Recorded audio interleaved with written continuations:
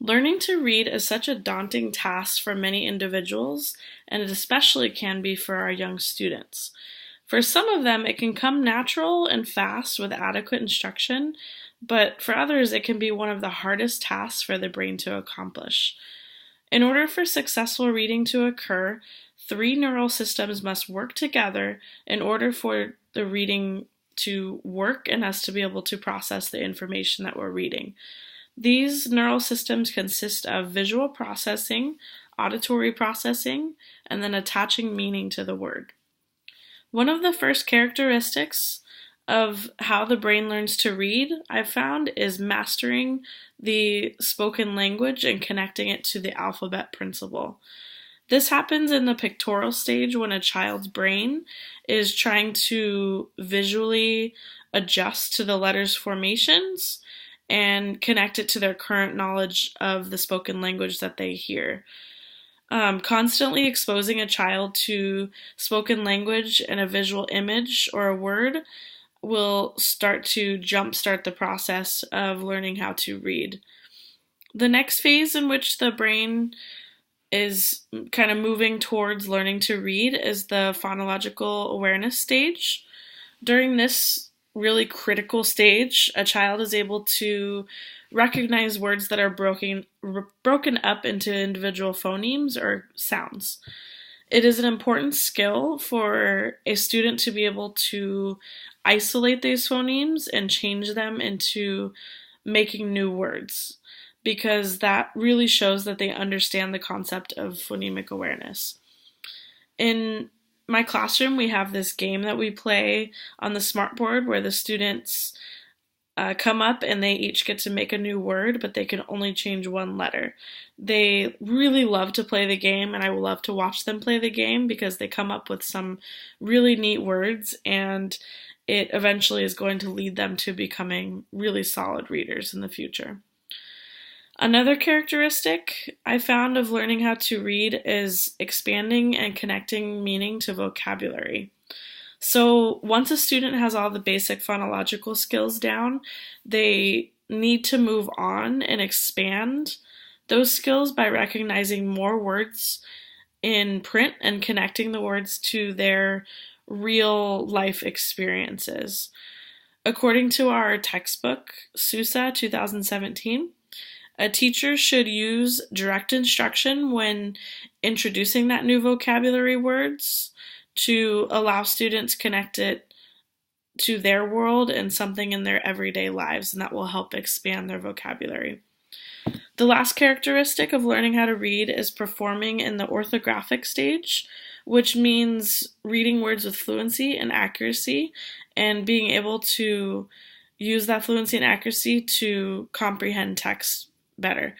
It's really amazing to see the increase in comprehension when a student can accurately and fluently read a passage.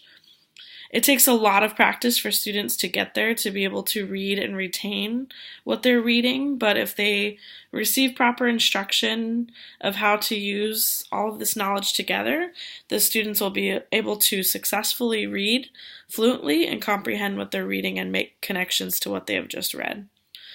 So going from having experience with only hearing the spoken language as a young child to becoming a more dynamic reader is a very long process.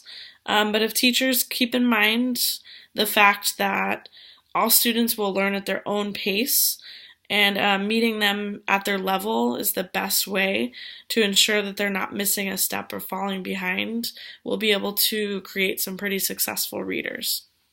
At my school, we teach a program called Wonders. It is a kindergarten through sixth grade English language arts program.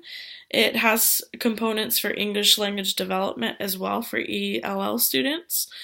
The lessons in the Wonders program are amazing. They are very organized. They flow in a very natural manner to set students up for success.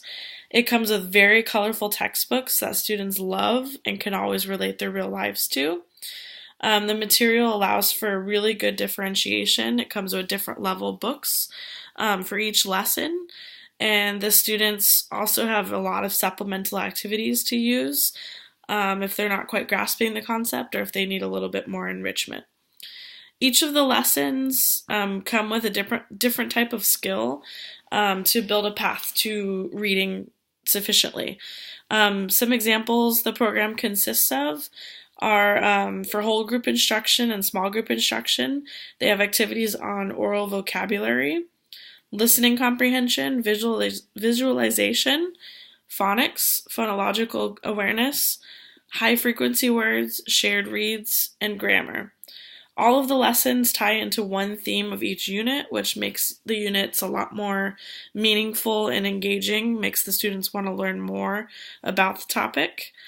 And then one of my favorite components of the program is the online version that it offers.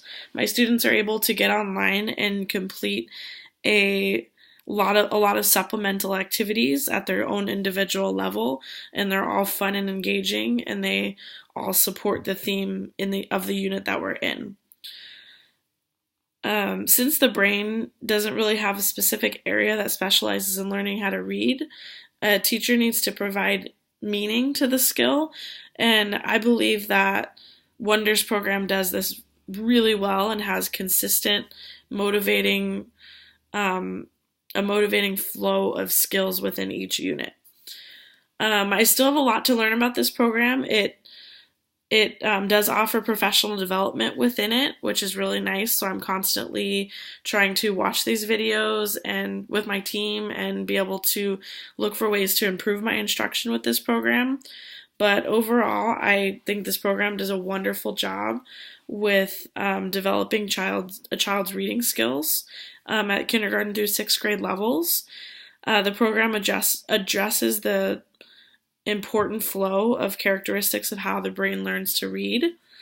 The program uses eye-catching and engaging strategies to teach students the alphabet letters that represent the spoken language.